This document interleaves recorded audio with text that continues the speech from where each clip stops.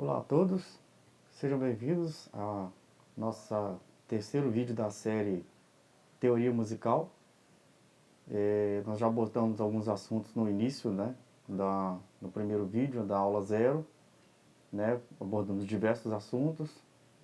No segundo vídeo nós abordamos a questão da montagem de acordes, né, formação de acordes com suas divisões, seus graus, né, a identificação lá quando a escala é maior, quando ela é menor, né, com o terceiro grau, né, sendo maior ou menor. Nós distribuímos bem essa questão.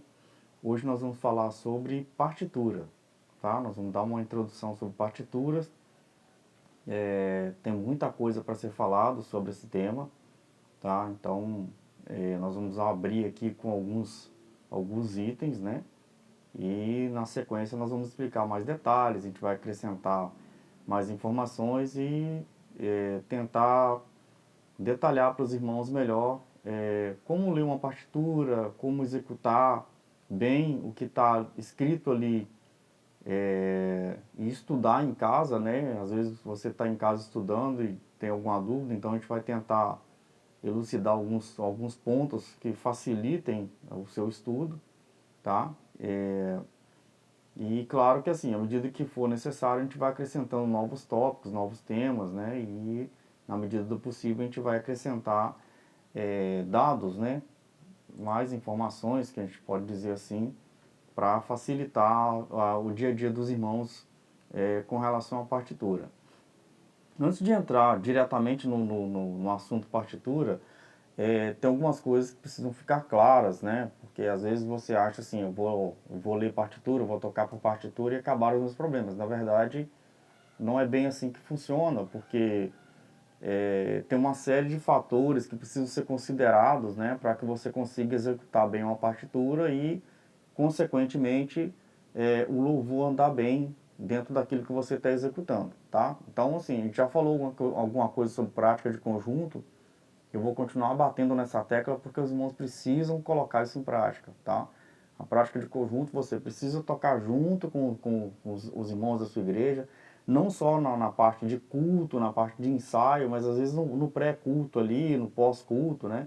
Você está tocando alguns louvores com eles para vocês irem se conhecendo musicalmente falando, né? E terem um entrosamento, né? Eu já toquei com grupos que só de você olhar para um baterista, ele já sabe o que você quer que ele faz. Dentro do andamento do louvor, ele já entende assim, eu posso gastar um pouquinho aqui, eu posso fazer um arranjo diferenciado, enfim.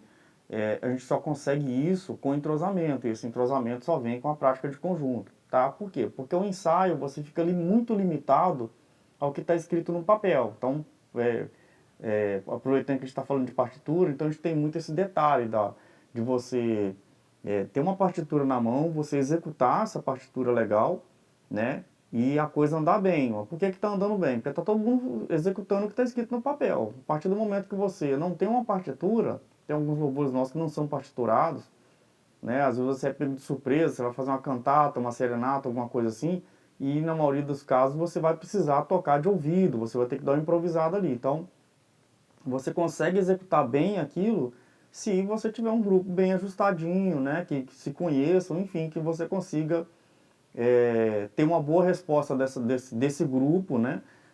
Baseado no que você conhece das pessoas que estão neste grupo, tá? Um ponto interessante, né, sobre a questão de tocar em grupo e tocar com partitura, para quem está começando, inclusive, é uma coisa assim, parece muito natural para quem está começando, mas na verdade está errado. A pessoa sai cantando todos os louvores no instrumento. Por exemplo, eu toco flauta transversal. Aí tá cantando a melodia a igreja está cantando a melodia do louvor e eu estou cantando a melodia do louvor junto na flauta. Tá errado isso, tá? Se você faz isso num violino, tá errado isso. Aí, durante a mensagem, o tecladista está tocando um louvor, aí me entra um violino. Aí tá tudo certo. Daqui a pouco tem 3, 4, 5 violinos tocando. Tá errado. Não pode, você bagunça o culto. E assim, para quem está chegando agora, né, e ver você fazendo isso, pô, se o fulano faz e ele já toca tem 10, 15 anos, poxa, então é isso que é o certo, então eu vou fazer também. Então ele faz achando que está certo e não está. Tá? Então assim, se você tem costume de fazer isso na sua igreja, por favor, para com isso, tá? tá? Você está atrapalhando. Às vezes a gente acha que está ajudando, está atrapalhando. Estou falando porque eu já passei por essa fase de aprendizado inicial. A gente está naquela gana de mostrar que está aprendendo, que está desenvolvendo, mas nesse momento ali não é hora disso, tá? Às vezes, por exemplo, já aconteceu, o irmão está entregando uma mensagem profética, você quer ouvir aquilo que Deus está falando, e você não consegue ouvir a mensagem profética, por quê? Tem um flautista tocando, um violino tocando, um contrabaixo, bateria, aí virou um período de louvor enquanto está sendo entregada uma mensagem profética. Então, tem que tomar muito cuidado com isso. Aí assim, por que eu estou citando isso? Porque a partitura, ela educa a gente a não fazer esse tipo de coisa. Quando você lê uma partitura, você vai tocar o que está escrito nela. Se na sua partitura está escrito que naquele ponto ali você fica em silêncio, você não vai tocar. Então, não tem esse negócio de você ficar sussurrando o louvor baixinho no seu instrumento ali que não está atrapalhando. Está atrapalhando. Por quê? Porque às vezes, um instrumentista que está do lado, não é o correto isso, tá? Mas às vezes o instrumentista está do lado, ele colocou um ponto de marcação para ele, assim, quando o violino entrar, tantos compassos depois, ou tantos tempos depois, eu vou entrar com a minha flauta. Dando um exemplo aqui, tá? Então assim, se você está sussurrando no violino ali, você já causa uma confusão. Quer dizer, o ponto de controle que ele colocou ali já era. Você já deu uma sugestão errada para ele, ele está achando que ele tinha que entrar ali. Às vezes ele vai entrar 10, 15 compassos, bem lá na frente. Às vezes depois do coro, depois do estrofe, alguma coisa assim, e sem querer você deu uma sugestão ilusória para ele, tá? Então, estou dando esse exemplo para os irmãos porque são coisas que acontecem e a gente precisa estar atento a isso aí, tá? Então, o detalhe interessante da partitura é justamente essa questão da gente conseguir identificar, né, os pontos que a gente precisa realmente estar atentos, né, para evitar de, sem querer, a gente passar por cima das coisas, ok? Legal? Então tá, a gente vai entrar agora, propriamente dito, no nosso tema, né, de hoje, que é leitura de partitura. A gente vai fazer uma revisão rápida aqui de um detalhezinho que eu acho que é interessante a gente ter essa pequena revisão para a gente poder seguir daqui sem ter muita perda naquilo que a gente vai falar aqui, que às vezes alguma coisa que ficou para trás, então é bom que os irmãos tenham isso em mente. Amém? Então vamos lá. Nós estamos na aula 2, tá? A aula 0 foi só uma aula mais informativa, então a aula 1, que a gente falou sobre a questão da formação de acordes, né? E algumas coisas ali referente à introdução. É bom que fique claro para quem está nos acompanhando que essa aula de teoria musical, ela atende várias áreas da música. Então, assim, para quem toca, para quem canta, essa teoria musical ela serve para esses dois grupos. Então, inicialmente a gente estava falando sobre divisão de graus, porque a gente já tem uma turma que está andando com as aulas de teclado, de violão, de contrabaixo, de sopro também, né, de cordas e tal. Então, assim, era interessante ter essa informação inicial para que os irmãos não ficassem perdidos na hora que fosse começar a aprender as notas ali, escalas e tudo mais. Então, isso foi importante para eles lá. Então, essa aula foi dada primeiro por isso, tá? Da agora para frente, essa aula ela vai abordar leitura de partitura, que atende as duas áreas também. Então, a gente não vai focar numa área só, a gente vai estar tentando abranger as duas, sem trazer nenhum tipo de atraso ou prejuízo para quem está precisando aprender a ler partitura. Legal? Vamos lá. Então, dessa aula de teoria musical, nós vamos pegar aqui a primeira revisão. Então, o que é música? Eu tinha dado uma ideia superficial sobre música, tá? E ela tem, como eu falei, né, tem várias formas de você definir música, e uma das que eu trouxe para a aula de hoje, que ela vai elucidar bem o que a gente vai falar aqui, é essa que está na tela aí. Então, música é uma arte fundamentada na combinação dos sons de forma profissional, equilibrada e que obedece a determinada ordem, tá? Eu estou lendo o texto aqui para ficar bem claro para os irmãos, eu não falar uma coisa e está escrito outra, tá? Então, para que o som seja valorizado e tenha realce, é usado em combinação com o silêncio, tá? Deixei até grifado aí, sublinhado ali, para que se tenha atenção a isso. Por que o silêncio? Porque vai ter hora que você vai estar tocando e naturalmente vai ter hora que você vai estar aguardando, né? Tem uma pausa lá para que você não toque ali. Por quê? Porque aquele ponto ali é de um outro instrumento. Aí, voltando ao exemplo que eu dei mais cedo. Se eu estou aqui tocando com a minha flauta e é a hora do violino entrar fazendo um solo e eu estou tocando com a minha flauta, eu estou atrapalhando o solo que o violino está fazendo. Tá? Então a partitura ela organiza isso, falou, ó, aqui você toca, aqui você não. Por quê? Porque naquele ponto que você não está tocando, às vezes você vai dar destaque numa voz, você vai dar destaque num violino, num saxofone, num trompete, num violão e por aí vai. Então assim, é preciso que fique claro essa divisão, tá? A partitura ela dá essa divisão bem clara, inclusive que assim, na junção tem as dinâmicas, né, que são usadas ali para poder amenizar certos instrumentos, porque, por exemplo, se você pega numa orquestra maior, vamos colocar assim, você vai ter lá, por exemplo, saxofone alto, saxofone baixo, um saxofone reto, um trompete, flúgel, trombone, são instrumentos assim, de sons extremamente altos.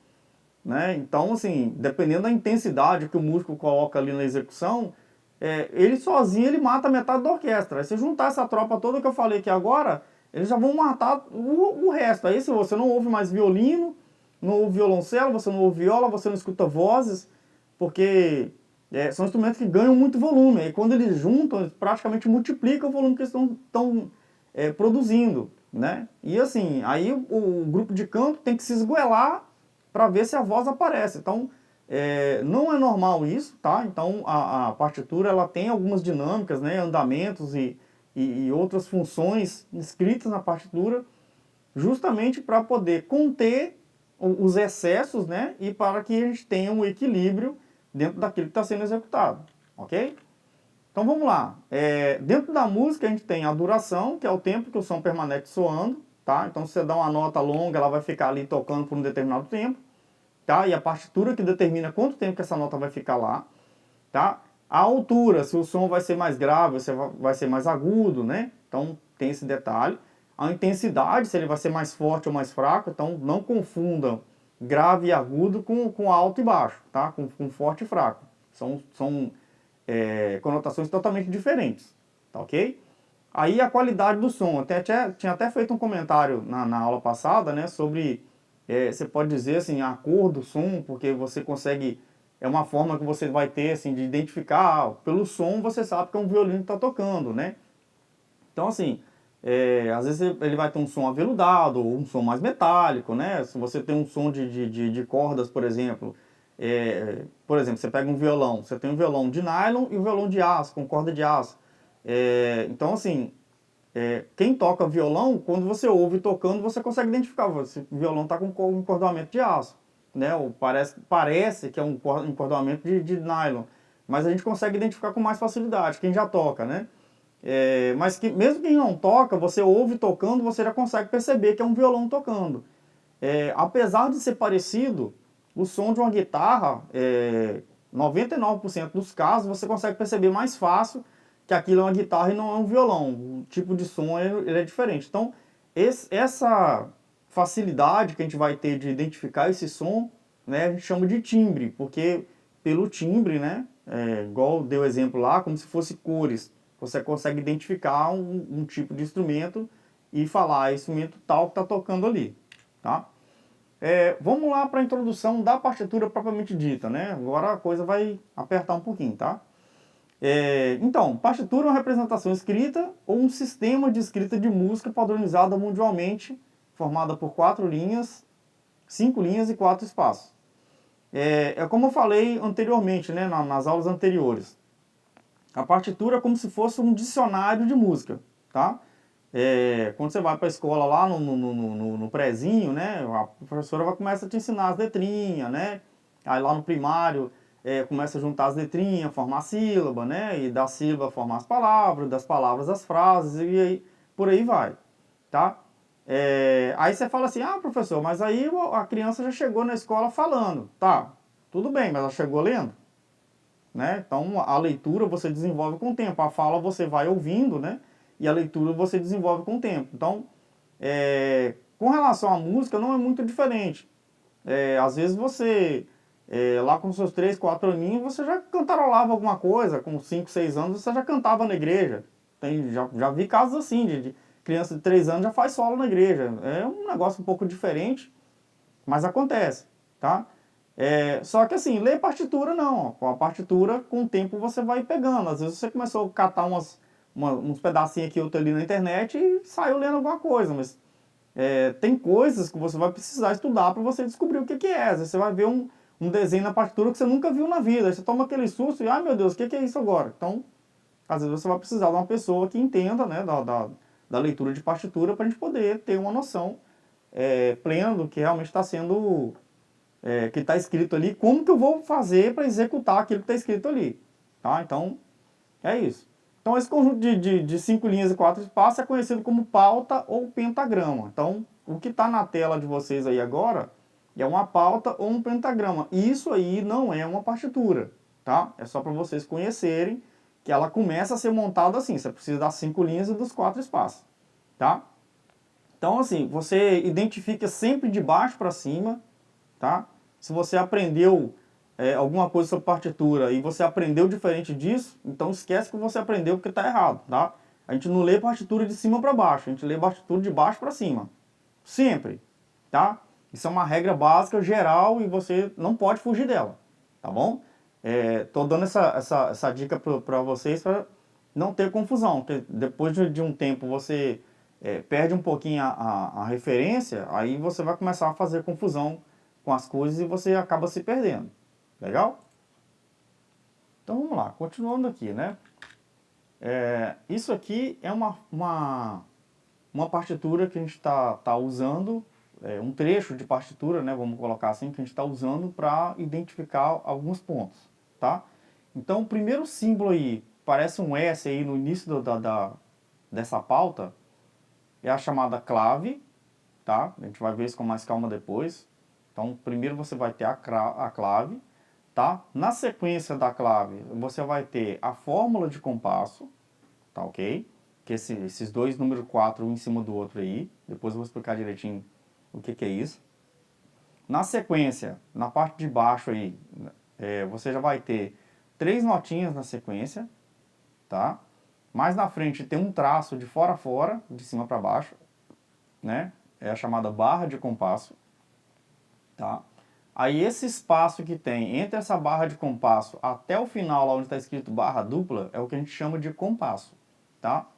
Então assim, dessa clave até na primeira barra de compasso é o primeiro compasso, tá? Então tem que ficar claro isso aí. E dessa barra de compasso que está no meio até essas duas barrinhas que está lá no final é o segundo compasso. Então esse trechinho que a gente recortou de uma partitura para colocar aqui é só para vocês terem uma ideia, né, de que seria uma partitura, como é que ela começa a ser montada. Então, toda partitura ela vai ter a clave, ela vai ter a fórmula de compasso, tá? Não tem ali, porque essa partitura, subentende-se que ela está na escala de Dó maior. Então, na escala de Dó maior, a gente não tem acidente. Então, todas as notas são naturais. Então, não vai ter sustenido, não vai ter bemol, não vai ter nada disso. Se tivesse, depois desses dois números 4 aí, teria quantos sustenidos que ela teria, ou quantos bemóis, né, que a gente vai chamar de armadura de clave. Mas isso aí é um assunto para a gente ler um pouco mais para frente, tá bom? Então, a base de uma partitura, inicialmente, ela começa dessa forma aí, tá? Mas no final dessa aula, eu vou mostrar para vocês uma partitura real de um determinado louvor, tá? E nessa partitura nós vamos identificar todos esses itens que a gente está falando, tá? Não vamos tentar correr não para a gente não se perder, tá bom?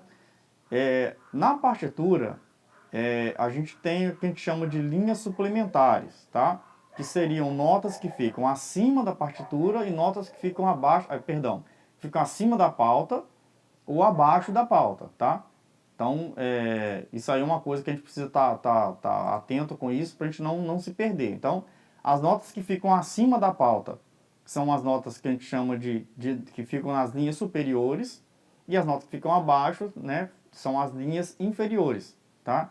Não são as notas que são superiores ou inferiores, são as linhas, tá? Eu coloquei uns traços maior na tela só para vocês conseguirem visualizar com mais clareza, né, os traços lá, tá? Normalmente esses traços são bem pequenininhos, são praticamente do mesmo tamanho da nota. Você vê que ele tem uma beiradinha a mais para um lado e para o outro e pronto, tá? Essa bolinha que está ali representaria uma nota que a gente faria no caso de uma partitura, tá? Tô detalhando bem isso para os irmãos não se perderem lá.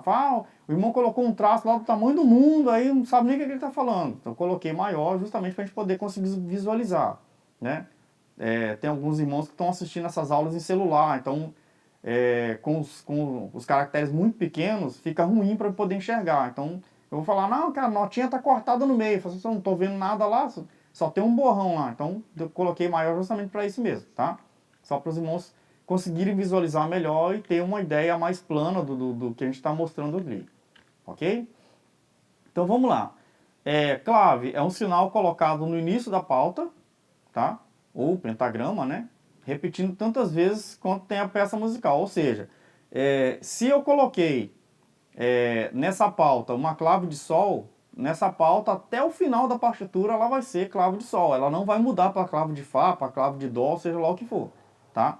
Inclusive, assim, esse seja lá o que for, não vai existir outra clave que não seja de sol, de fá ou de dó. Elas são fixas e elas não mudam, tá ok? A clave de sol, ela normalmente é escrita uma vez só, né, em apenas um local na partitura. A clave de fá ela tem duas variações, então ela pode ser escrita em duas áreas diferentes, tá? E a clave de dó em 4 locais diferentes, tá? Mas assim, eu estou comentando isso com os irmãos só para os irmãos se situarem, tá? Futuramente eu vou mostrar uma partitura ou outra com essas diferenças, mas é muito raro, tá? Então assim, existe um padrão universal que a gente já usa e existe as variações. Então, para nós aqui, a título do nosso estudo, né, do nosso aprendizado, nós vamos trabalhar com o padrão universal e pronto, não vamos usar variação para agora, tá? Senão vai dar nó na cabeça e depois bagunça tudo. Por que existe a clave? A clave que vai determinar como que eu vou identificar as notas dentro da minha partitura, dentro da minha pauta, tá? Por exemplo, se eu uso uma clave de sol, a nota dó ela vai estar em um determinado lugar. Se eu usar a clave de fá, ela vai mudar de linha, tá? Se eu usar a clave de dó, também vai mudar de linha. Então, isso comparado com a clave de sol, tá?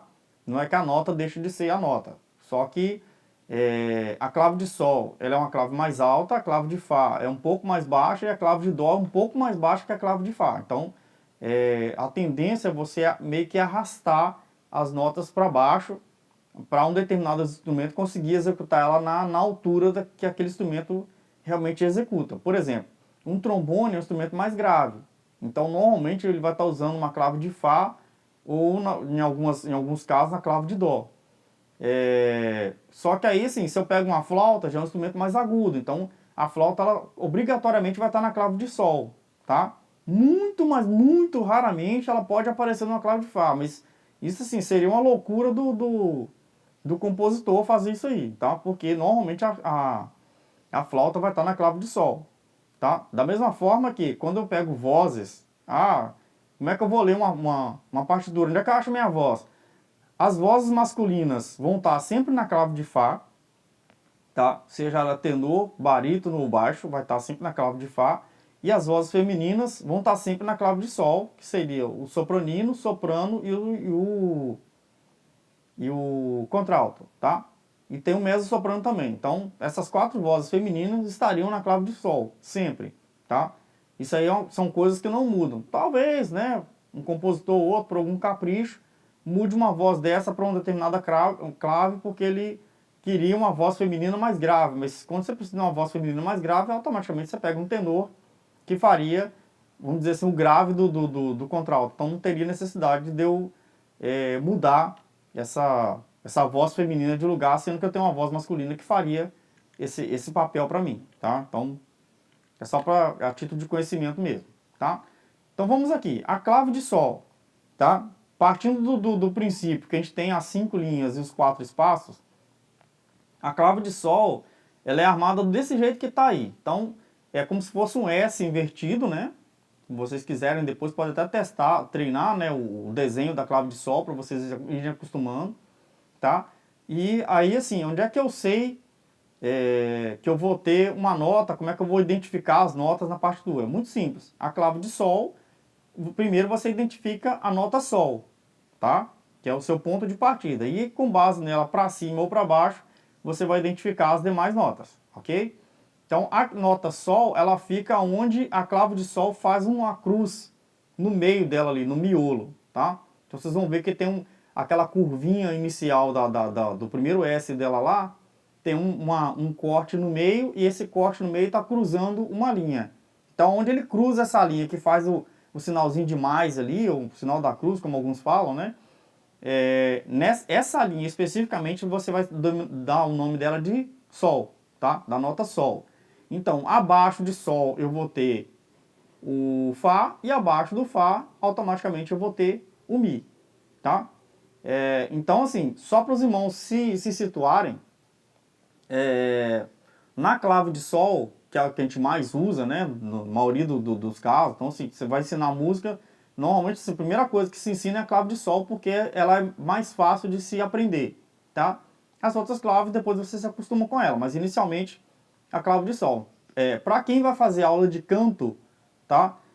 A clave de Sol é a primeira clave que você vai aprender, porque todas as vozes estão ali dentro, tá? Aí quem faz piano, violão, tal, aí já são outros 500, mas para início de conversa, vamos para a clave de Sol. Até porque quem toca piano, violão e etc., também vai precisar ler a clave de Sol para poder ler as demais claves. Então, sempre começa por aqui, ok? Então, eu achei a clave de Sol, né? Tô com a clave de Sol aqui, achei a nota Sol, tá ali circuladinho de vermelho, né? Representa a nota Sol. Então, seguindo da clave de Sol, da onde eu achei a nota Sol para baixo, tá? Antes do Sol vai ter o Lá, que é a notinha que vai estar no espaço, e antes do Lá vai ter a notinha Mi, tá? Então, assim, embaixo aí vocês vão observar que tem a primeira linha é Mi, a segunda linha é Sol, que é onde está marcadinho lá, a terceira linha é Si, a quarta Ré e a quinta Fá. Os espaços é Fá, Lá, Dó e Mi. Se você pegar da primeira linha e subir, você vai ter a primeira linha Mi, o primeiro espaço Lá, a segunda linha é Sol, o segundo espaço Lá, aí você vai seguindo, Mi, Fá, Sol, Lá, Si, Dó, Ré, Mi, Fá e vai subindo, tá? Eu tinha falado sobre a questão das linhas complementares, superiores e inferiores. Não é comum você usar mais de 5 linhas acima e mais de 5 linhas abaixo da pauta, tá? Em algum caso assim, bem específico, você até usaria, tá? Mas não se costuma usar, por quê? Porque existe um espaço entre uma pauta e outra, tá? Então, se você começa a riscar a linha demais para cima, vai chegar num ponto que você vai começar a invadir a pauta de cima. Então, depois quando eu for explicar uma partitura real, vocês vão entender melhor o que eu estou falando. Vocês vão ver que as pautas ficam muito próximas uma da outra.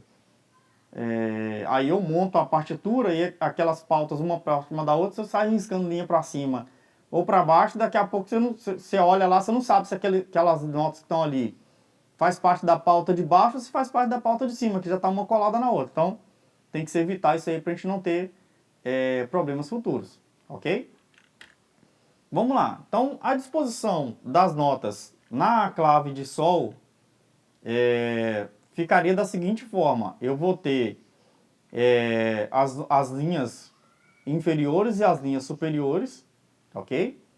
E aí, assim, a partir do momento que eu identifiquei a nota Sol que está ali no meio, a gente vai ter a conseguir montar, né, todo o desenvolvimento das notas da partitura, tá?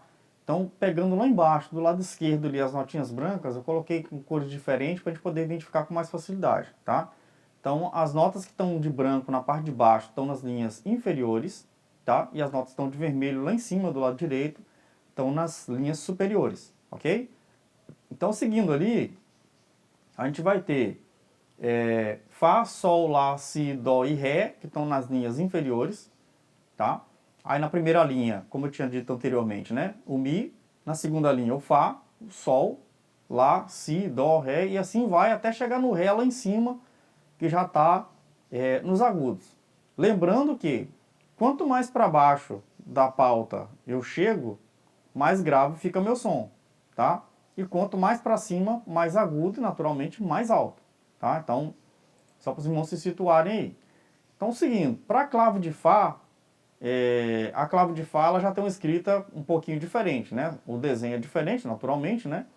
Mas como é que eu identifico a clave de Fá? A clave de Fá, por se tratar da clave, o próprio nome já diz, de Fá, então eu tenho que achar a nota Fá. Da mesma forma que a clave de Sol, tem que achar a nota Sol. Então, a clave de Fá, eu achei o Fá, eu vou achar as demais notas, tá? E o Fá é fácil de achar.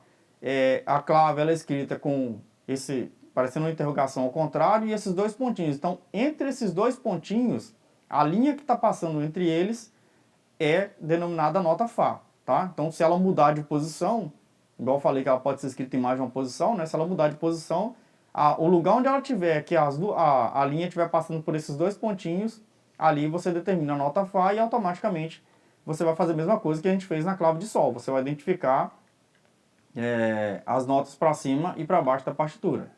Legal? Então aqui seguiu a mesma ideia, tá? Então eu fiz a mesma coisa.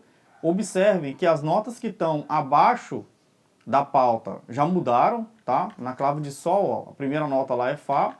Na clave de Fá, a primeira nota já é Si. Por quê? Porque na clave de Sol, o Sol está na segunda linha, tá ok? E na clave de Fá, o Sol já está na primeira linha. Então, assim, já jogou um punhado de nota para baixo aí, tá? Então, tem que se ter esse cuidado. É claro que, assim, a gente não decora isso da noite pro dia, tá? Então, não vou falar para os irmãos que os irmãos vão assistir essa aula hoje, daqui a 10 minutos você já sai lendo essa clave de Fá, a clave de Sol. Não é bem assim que funciona, tá? Isso exige tempo, exige treino e paciência para poder entender o que está sendo explicado, né? Não fugir muito da sua realidade, tá? Então, começa devagar, né?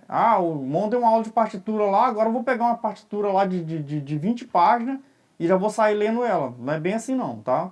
Com o tempo a gente consegue ler e compreender melhor o que está escrito ali. Até porque a partitura não é só ler, a partitura é ler e executar. Então tem uma diferença muito grande entre um e outro, tá? Às vezes você executa bem, mas na hora que você lê para executar, você já não consegue desenvolver. Eu conheço pessoa, por exemplo, que lê uma partitura que é uma beleza, mas se você botar a partitura para ele poder tocar, a mesma partitura que ele leu, já não consegue tocar ela, tá? Eu já consigo gente que consegue ler bem, aliás, tocar bem, mas para ler a partitura, a pessoa já é uma negação. Então, precisa de tempo e paciência e persistência, tá? Para você conseguir andar e sair do lugar, ok?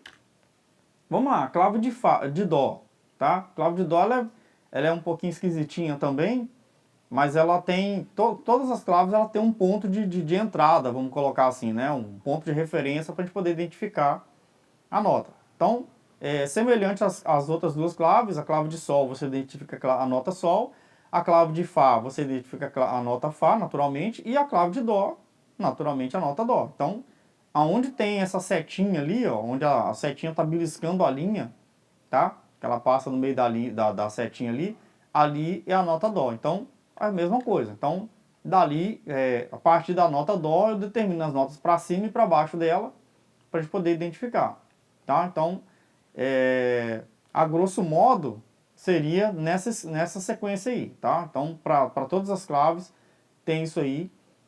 Eu recomendo que vocês façam exercícios, né, de fixação. Depois eu vou mandar no grupo de teoria musical. Se mais alguém precisar, pode me mandar uma mensagem ou no link da aula, né, que vai ficar ali no YouTube, quanto nas aulas de teoria musical, né, os irmãos já conhecem o trabalho da gente. Quiser mandar uma mensagem no privado também pode, não tem problema, tá? A gente manda os exercícios para vocês trabalharem pelo menos uma semana para poder conseguir já ir andando com isso, ok? Vamos seguir? Aqui nós temos algumas figuras e valores usadas nas notas, nas partituras, né? Então, assim, nem toda partitura vai ter todos esses símbolos aí, tá? Algumas tem, que são raras, né? Você ter todos esses símbolos numa única partitura. A maioria tem muito menos símbolos. Então, o pessoal também costuma fazer uma confusão com esses símbolos aí, dar uma bagunçada legal, mas vamos tentar clarear bem aqui para facilitar para os irmãos, tá? Os símbolos são definidos em som, silêncio, duração e valor, tá? cada um tem sua especificação, né, e sua empregabilidade dentro da execução da música, e a gente precisa ir se acostumando com ele, tá? A gente ensina normalmente o padrão de uso e, naturalmente, esse padrão ele muda de acordo com o compasso da partitura. Então, se você começou uma partitura, por exemplo, de 4x4, né? Então, uma nota vai durar 4 tempos. Se em algum momento da partitura o compasso mudar para 2x4, que pode acontecer, essa nota de 4 tempos ela vai valer menos, ela vai valer 2. Tá? Por quê? Porque você vai tocar numa condição um pouco mais acelerada. Então, por causa disso, existe a variação, mas por padrão, assim, boa parte das partituras não tem essa variação do valor da nota, tá? É muito difícil acontecer. Aliás, não é que é muito difícil, né? Uma partitura ela já tem o padrão que ela vem escrito. Então, vamos imaginar assim, eu sou um compositor, compus uma determinada melodia. Então, eu já tenho uma ideia de o que eu vou fazer com aquela melodia ali. Então, costuma de você escrever, compor uma música toda no mesmo andamento, e às vezes você compõe a música com 2, 3 andamentos. Por exemplo, você sai de um determinado ponto e dá uma acelerada, aí chega no determinado ponto, você desacelera e volta para o ritmo que estava antes. Então, a mesma velocidade que estava antes. Então, pode acontecer, né? Mas são coisas assim, com o tempo a gente vai se acostumando, tá? Então vamos lá, o nome das figuras, nós vamos falar aqui o nome das figuras, cada figura de execução tem sua figura de silêncio, tá? Então, por exemplo, a semibreve é a primeira notinha que está aí, que é essa bolinha vazia, tá? Ela é mais cheinha, mais gordinha que a gente fala, né? Então assim, a semibreve, por padrão, ela vale 4 tempos, tá? E por que o valor tá 1? Porque se você tiver um compasso de 4x4, você vai colocar uma nota dessa dentro do compasso de 4x4, porque ela vale 4 tempos, tá? Então, um compasso de 4x4, normalmente você precisaria de 1, 2, 3, 4, para você concluir esse compasso e passar para o próximo compasso e executar o que está escrito na frente, tá ok? Então, por isso que a gente fala que ela vale 1, tá? Então, ela dura 4 tempos, você vai precisar de uma nota para preencher um compasso de 4 tempos. Aí na sequência você tem a mínima e automaticamente o silêncio ou a pausa, né? A gente normalmente costuma falar pausa, eu estou falando silêncio para didaticamente ficar mais fácil de se entender, mas o comum entre os músicos é você dizer pausa ou que é o mesmo do silêncio, tá ok? Então a mínima ela vale ela dura 2 tempos, tá? E no caso da mínima, num compasso de 4x4, eu precisaria de 2 dela para preencher o compasso de 4 tempos. Então eu ficaria 1, 2, 1, 2. Essa é a mínima, tá? A semínima, que é a terceira da sequência aí, ela vale 1 tempo, tá? Então assim, num compasso de 4x4, naturalmente eu vou precisar de 4 dela para poder preencher o compasso de 4 tempos, tá? Então assim, você vai ver 4 notinhas dessa na sequência, talvez em lugares diferentes, porque ela precisa acompanhar o que a melodia vai fazer, tá? Sendo que se eu colocasse uma semibreve, eu ficaria com uma nota só. O que é o detalhe? Se eu escrevo uma semínima, eu consigo fazer lá, lá, lá, lá, lá. Se eu escrevo uma semibreve, ela vai ser um som específico, então ela não vai ter variação. Então seria lá, os 4 tempos e fim de conversa, ok? Aí seguindo, você tem a colcheia, que ela vale meio tempo, e você precisaria de 8 dela dentro do compasso para poder concluir essa execução desse compasso, tá? A semicolcheia, que vale 1/4 de tempo, você precisaria de 16 dela para poder preencher o tempo necessário ali. Seguindo aqui, a gente vai ter a fusa, né, que ela vale 1/8, tá? E no caso você precisaria de 32 dela para poder executar. E a semifusa, que é 1/16, né? Vamos colocar assim, para quem gosta de matemática, né? Você precisaria de 64 delas para poder executar. Aí você fala assim, professor, mas 64 notas em 4 tempos. Dependendo do instrumento que você estiver tocando, vai tranquilo. Agora, tudo vai depender da habilidade do músico em executar isso aí, tá? Porque assim, você fazer uma nota é uma coisa, 8 é outra coisa. Você fazer 64 em 4 tempos é um negócio assim, bem absurdo, mas se faz, tá? Você pega esses músicos mais carimbados aí, né? Que tocam em orquestra filarmônica e esses concertos importantes, eles têm bagagem para isso, tá? Nos nossos louvores da Maranata, vamos colocar assim, eu não conheço nenhum louvor até então, né, que execute 64 notas na sequência. Mas existe a possibilidade, talvez até tenha, né, e a gente não conheça. Legal? Vamos lá. Ainda dentro de figuras e valores, né? Tem algumas figuras aí que a gente vê muito. Eu coloquei algumas principais, mas tem várias, tá?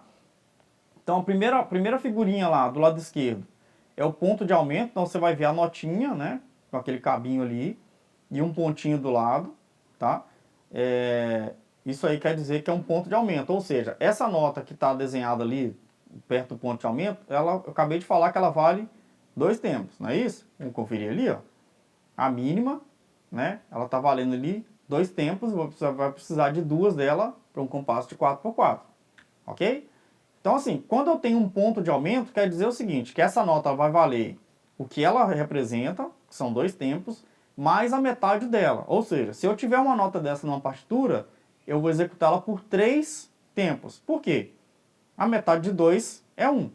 Ela já vale 2, então 2 mais 1, que é a metade dela, então ela vai valer 3 tempos. Tá? Outra coisa, no início da partitura, você vai sempre ver essa notinha ali, tá? Que seria a C mínima. Você sempre vai ver ela no início da partitura, igual e um número na frente, 96, 72, 77, depende do que o compositor colocou. Para quê? Isso aí vai marcar isso aqui, ó, tá? Pulsos por minuto. Cada estalo desse, no caso, é um pulso, tá? Que a gente chama de contagem de tempo. Então, assim, se eu continuar marcando isso aqui, ó, tem que dar 72 estalos desses até completar 1 minuto, tá? Então, seriam pulsos por minuto. Isso aí vai dizer para mim a velocidade que eu vou precisar para poder executar certa melodia. Por que eu estou falando isso para vocês? Eu pego uma partitura que eu nunca li. Como é que eu sei em que velocidade que eu vou executar aquilo? Tem um brinquedinho chamado metrônomo, tá? A gente fala brinquedinho, mas é só forma de falar, tá? Metrônomo, para que ele serve? Ele é um marcador de tempo, tá? Se vocês quiserem, depois pode procurar na Play Store, tanto do Google, do iOS, ou para computador também tem, tá? Você vai procurar um aplicativo chamado Metrônomo, tem vários, você pode achar um lá que seja gratuito, e nele você vai configurar essa pulsação, tá? Então você, por exemplo, se você colocar uma pulsação de 72, vamos imaginar que ele fizesse isso aqui, ó. Tá? Se você colocar 96, ele já vai começar, ó. Ele já aumenta a velocidade, tá? Aí você coloca 100, ele já vai... E assim vai. Então, assim, quanto mais alta essa pulsação, mais rápido ele vai executar as batidinhas, né? E naturalmente mais rápido vai ser cantado ou tocado aquela partitura, tá? Se você diminui, naturalmente, mais devagar. Então, assim, a gente estava ensaiando lá na igreja ontem e eu percebi que o teclado estava rápido demais, o louvor estava muito corrido. Então, porque esqueceu de olhar na partitura quantos pulsos que tem ali, tá? Com o tempo, a gente aprende a ouvir um áudio e executar na mesma velocidade. Mas se você ficou na dúvida, na partitura está falando que é 72. Pega o metrônomo e põe ele para bater 72. Você vai entender lá se você está tocando dentro daquela velocidade mesmo ou não. Às vezes, por exemplo, você ouviu um louvor num seminário, né? Às vezes o pessoal tirou o louvor meio no susto ali, sem querer tirou ele mais acelerado um pouquinho, ou tirou ele mais arrastado um pouquinho. Então, às vezes não fica naquele mesmo andamento. Por que é importante o andamento? Porque se você pega, por exemplo, vamos voltar aqui, ó.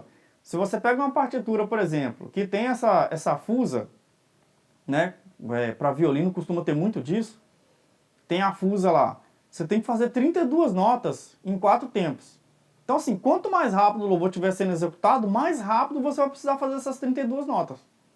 Então, assim, às vezes você não vai conseguir executar aquele monte de nota em 4 tempos. Por quê? Porque o pessoal está sentando o pé no acelerador lá. Então, tem que trabalhar sempre isso, tá? E é uma coisa que eu sempre falo, testa isso e ensaio, tá bom? Porque depois, se chega no culto, vai tentar corrigir, não vai dar certo, tá ok? Então tem que tomar muito cuidado com isso para não se perder lá, tá bom?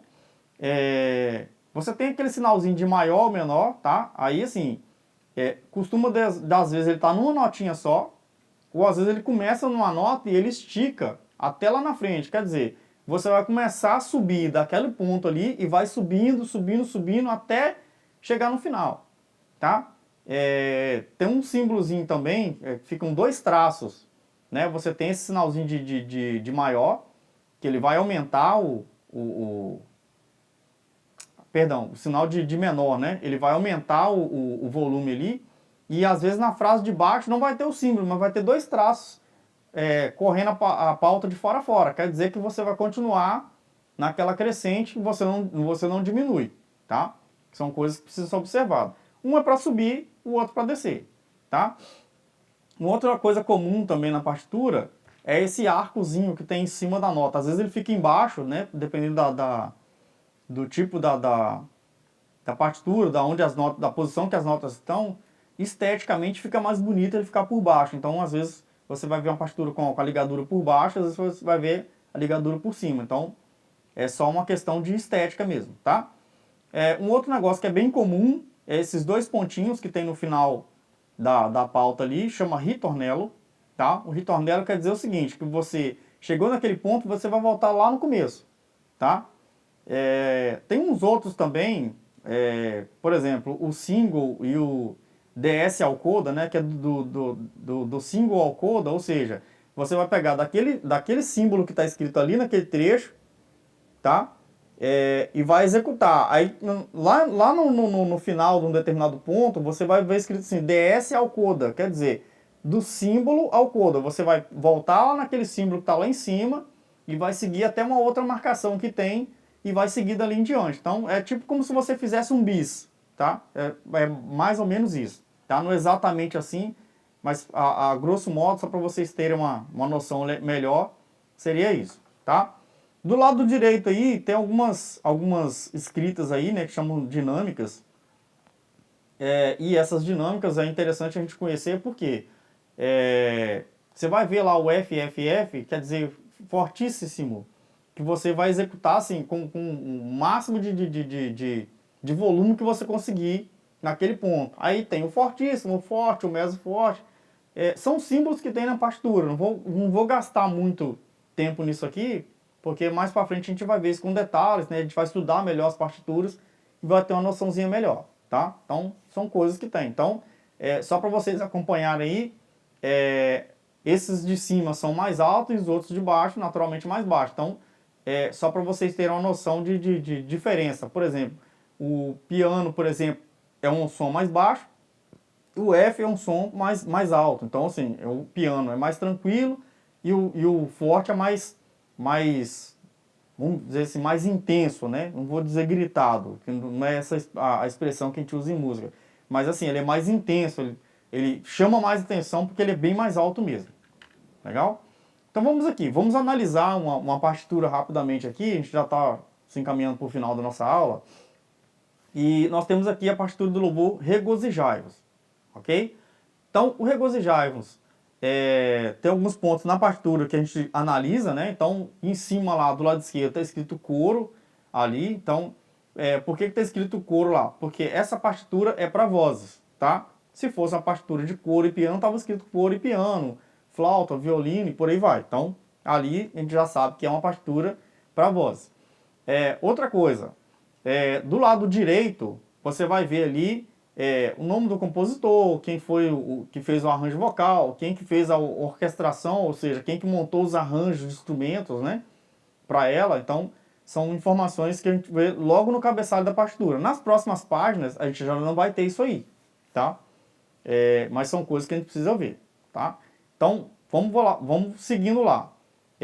Logo abaixo, primeiro círculo ali, tá lá a semínima que eu falei, né? Igual a 70. Então, o andamento dela, né? Marcação do compasso dela vai ser 70 pulsos por minuto. Então, isso aí já me clarei. Então, esse louvor é um louvor que não é tão acelerado, mas também não é tão lento. Então, vamos dizer assim, um moderado, né? Seguindo esse quadro que segue de uma ponta na outra vermelhinha aí, tem as notas Fá menor, Fá menor, Dó. Isso aí é uma parte da introdução, tá? Tô falando porque eu já toco, né? E sou responsável do grupo, então a gente já conhece, né? Então eu sei que nesse ponto aí da partitura tá a introdução. Você pode ver que não tem vozes ali escrita nada, tá? Então se tivesse escrito uma frase embaixo ali, igual por exemplo, na segunda parte embaixo, na segunda pauta que está embaixo aí, observe que está escrito lá, regozijai-vos, né? E logo na sequência, no 1 está regozijai-vos, no 2 está santificai-vos. Quer dizer, a primeira e a segunda estrofe. Então ali já tem uma voz cantando. Então em cima é só a introdução. Então ali vai tocar só o piano. Então esse FM, CM, FM e esse C são notas de instrumentos musicais. No caso, quem vai fazer ali vai ser um piano, um violão, né? O contrabaixo vai usar para poder marcar e tudo mais, tá? Só lembrando que normalmente na partitura de vozes, ela vem por padrão acompanhada das notas base do piano, tá? Por quê? Porque, por exemplo, se eu vou ensaiar com um grupo, eu vou ter a nota ali, então precisa pegar uma partitura do piano para poder colocar na minha frente, tá? Porque, por exemplo, para eu que sou responsável de grupo, é interessante eu saber o que o piano está tocando e aonde que as vozes estão cantando, para a gente poder conseguir encaixar cada um no seu devido lugar, ok? Seguindo, do lado esquerdo agora, vocês vão ver ali, tem uma clave de Sol, né? Que é aquele Szinho ao contrário, que eu expliquei mais cedo. Tem uns Bzinhos desenhados ali, tá? Isso aí, esse círculo vermelho que eu fiz aí, é onde fica, a gente chama de armadura de clave, tá? Então a armadura de clave vai vir para mim a clave, no caso a clave de Sol, tá? Vai vir as notas, os sustenidos ou bemóis da partitura, que vai identificar para mim em que tom que é esse louvor, tá? Então mais para frente eu vou explicar isso também para vocês, na hora que bater o olho nessa primeira parte da pauta, você já vai saber, ó, ele está na clave de Sol, esse louvor em Fá menor e o compasso, que é esse 2 e um 4 embaixo, que é um compasso de 2 por 4, tá? Então é justamente aquele ponto que eu falei. O compasso de 2 por 4, o 2 quer dizer que eu vou ter dois tempos por compasso, tá? Então vocês podem ver que eu tenho uma nota de 2 tempos, aliás, duas notas de 2 tempos por compasso, tá? Então, como cada uma ali vai valer um tempo de execução, então a gente vai precisar dessa sequência aí. Falei e embolei o negócio, né? Vamos corrigir aqui. Essa nota ela vale um tempo, tá? A primeira nota tá ali vale um tempo, a segunda nota vale um tempo. Então são duas notas de um tempo em cada compasso. Então eu vou ter sempre dois tempos dentro de cada compasso. Legal? Então assim, eu tenho uma nota de um tempo, uma nota de um tempo, então eu tenho dois tempos ali, fechei um compasso. Aí tem um tracinho, tá? Aí tem uma nota pontuada, lembra que eu falei sobre a ponto de aumento? Então essa nota pontuada, ela vale um tempo, não é isso? Ela pontuada, ela vale um tempo e meio, porque ela é ela mais a metade dela, tá? Aí na frente eu já tenho mais duas notinhas que vale um quarto de tempo. Como são duas, as duas valendo um quarto de tempo, se eu somar as duas vai dar mais meio tempo. Então a nota pontuada vale um tempo e meio, mas essas duas que juntando vai dar mais meio tempo, fechou dois tempos. Então ali eu já fechei o segundo compasso, tá? É um pouquinho complexo assim no começo, mas é só para os irmãos terem uma noção inicial, então depois a gente vai trabalhar melhor isso e tal, para poder ir desenvolvendo. Da primeira nota, logo depois desse círculo vermelho, vocês vão ver que tem uma notinha encostada nela. Observe que tem um tracinho seguindo de uma ponta na outra. Esse tracinho que está seguindo de uma ponta na outra é a ligadura, tá? Para que serve a ligadura? Quer dizer que eu vou executar essa primeira nota até a última nota sem dar intervalo de uma nota para outra. Por exemplo, se eu estiver executando um instrumento melódico, ela tem que soar como se fosse uma nota só. Aí, assim, à medida que você vai mudando de nota, naturalmente vai mudando o som, né? Mas, por exemplo, se for um instrumento de sopro, teoricamente você tem que executar todas as notas num fôlego só, tá? E assim sucessivamente, tá? Normalmente a gente faz ligadura, a ligadura mais comum é de notas de mesmo valor. Por exemplo, eu pego um Dó, aí eu tenho um outro Dó, então eu vou juntar. Por exemplo, a segunda e a terceira nota são idênticas, tá? Aí no caso ali seria Dó. Então você um Dó de um tempo, mais um Dó de 3 tempos na nota seguinte. Então esse Dó ele vai ser executado por... Vamos lá? Lembrou aí? Eu já falei uma bobagem aqui e assim, eu estou usando, eu até deixei escrito aqui justamente para poder confundir um pouquinho e clarear, que é uma confusão que os irmãos sempre fazem, tá? A nota de um tempo, ela vale um tempo, tá? A nota pontuada do lado, ela vale um tempo e meio, correto? Acabei de falar isso aqui mais cedo, né? Então, se eu pegar a nota de um tempo que está aqui e ligar com a nota de um tempo e meio, ela vai tocar 2 tempos e meio, né? 1 mais 1, 2, mais o meio da seguinte, 2 tempos e meio. Então, eu falei 3 de propósito só para ver se os irmãos estão atentos. Então, não confundam isso, tá? Por isso que eu falei, é uma matéria que precisa ser estudada com calma, com paciência, para que os irmãos não se percam, tá? Vamos seguir. Debaixo do C, lá na frente, estão vendo o risquinho vermelho, tá seguindo lá na frente, lá em cima? Então, vamos pegar do começo, o FM, o CM, o FM de novo e o C. Debaixo do C tem uma notinha, 2 notinhas, a terceira notinha. Observem que tem, parecendo um joguinho da velha, só com um risquinho para cima e um risquinho para baixo, certo?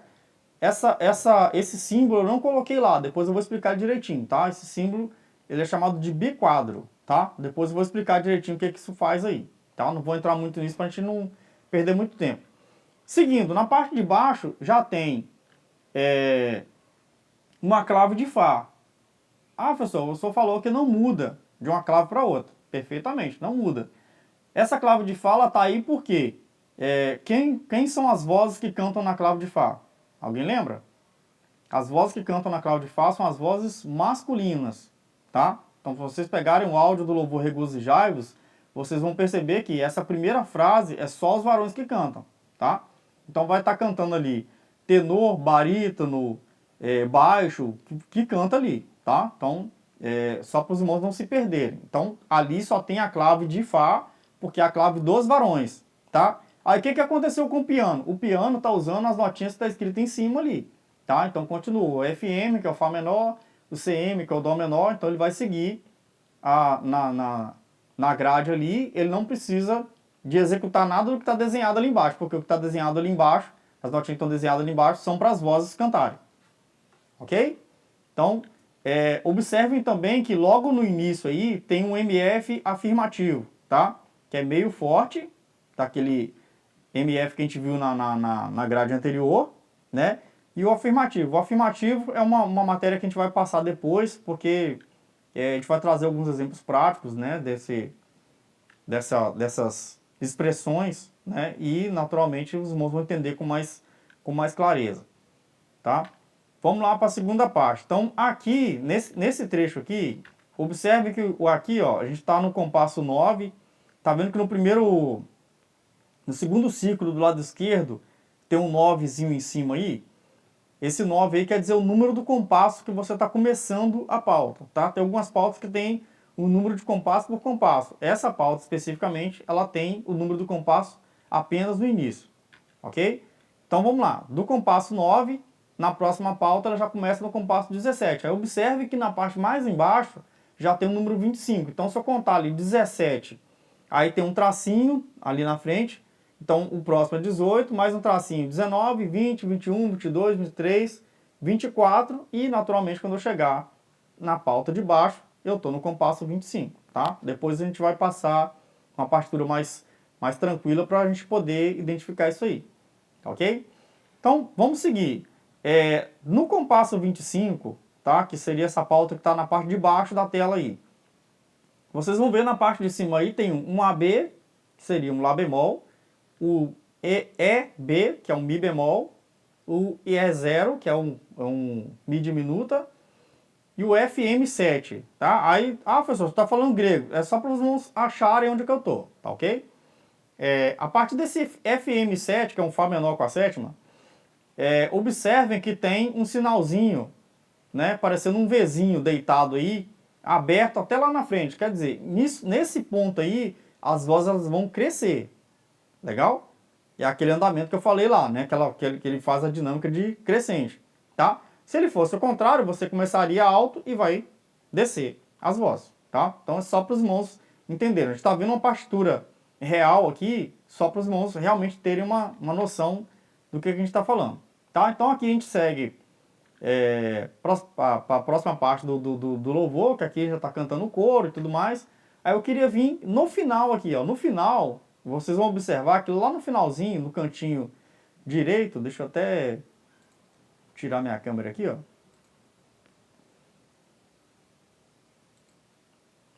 Olha só. Do lado direito aí, onde estava a minha imagem, vocês vão ver que tem um símbolo lá, os dois pontinhos, escrito ritornello, tá? Isso aí, o que acontece? Eu cheguei no final do coro, do primeiro coro, e ele vai me jogar de volta lá no início da partitura, tá ok? Esse ritornello ele só serve para isso, tá? Então ele vai me jogar lá no início da partitura. Então se eu voltar aqui, ó, o ritornello vai voltar aqui em cima, tá? Por quê? Porque nesse primeiro ponto aí, nessa primeira pauta, tem um instrumental, tá? E esse instrumental, naturalmente, é a introdução do louvor. Então, quando chega lá no final do primeiro coro, ele me joga aqui de novo, porque vai ter o instrumental de novo. E lembra que eu falei que tem o número 1 e o número 2 no final da página aqui, ó? Que o número 1 está escrito regozijai-vos, número 2 santificai-vos. Então, a primeira vez você vai cantar o regozijai-vos, tá? E vai seguir aí, você vai cantar sempre a primeira frase. Em todas as pautas tem duas linhas.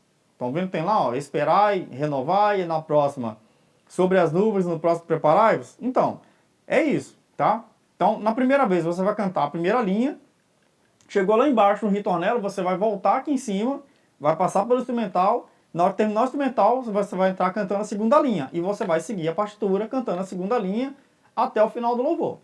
Amém?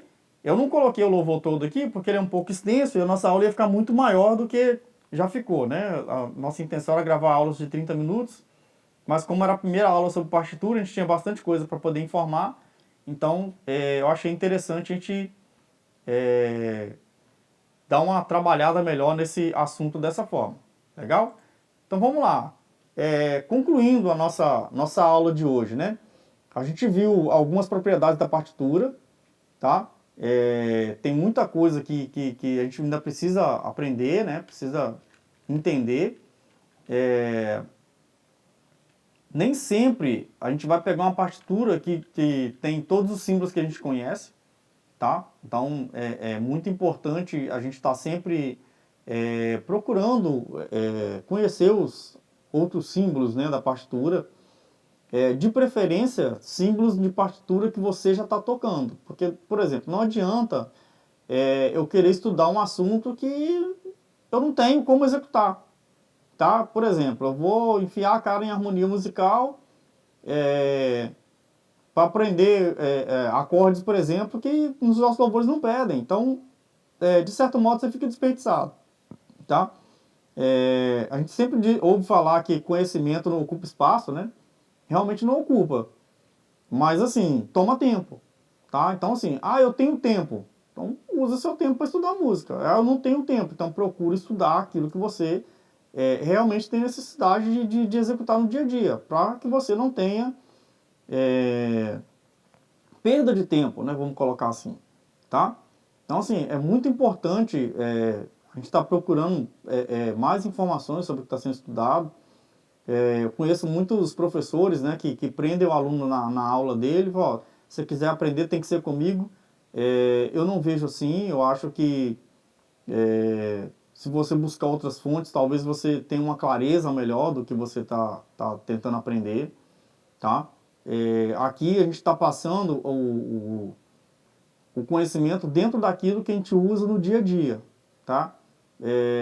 Mas isso não impede de você se especializar numa determinada área. Eu quero me especializar em arranjo, eu quero me especializar em regência, eu quero me especializar em voz. Tá tudo certo, tá? Mas o que a gente precisa ter em mente e deixar claro a gente precisa trabalhar aquilo que a gente usa nas igrejas no dia a dia. Porque às vezes a gente não tem esse tempo todo para gastar aprendendo outras coisas. Então foca naquilo que você realmente usa. E depois, quando você tiver mais tempo, você vai trabalhar com aquilo que você ainda não conhece, tá? Dúvidas que vocês tiverem, alguma sugestão que vocês quiserem colocar, podem mandar mensagem no chat das aulas ali, tá? Do canal. A gente responde sempre que possível, tá? Se quiser fazer contato conosco, né? Nós temos a coordenação do Projeto Aprendiz aqui em Guarapari. Vai ser um prazer ajudar os irmãos, tá? A gente não sabe tudo, mas a gente está sempre procurando aprender, desenvolver mais. E na medida do possível a gente está aí para ajudar os irmãos. Amém? A todos a paz do Senhor, forte abraço. E eu espero que essa aula ajude os irmãos no desenvolvimento da música nas igrejas. Amém? A paz do Senhor.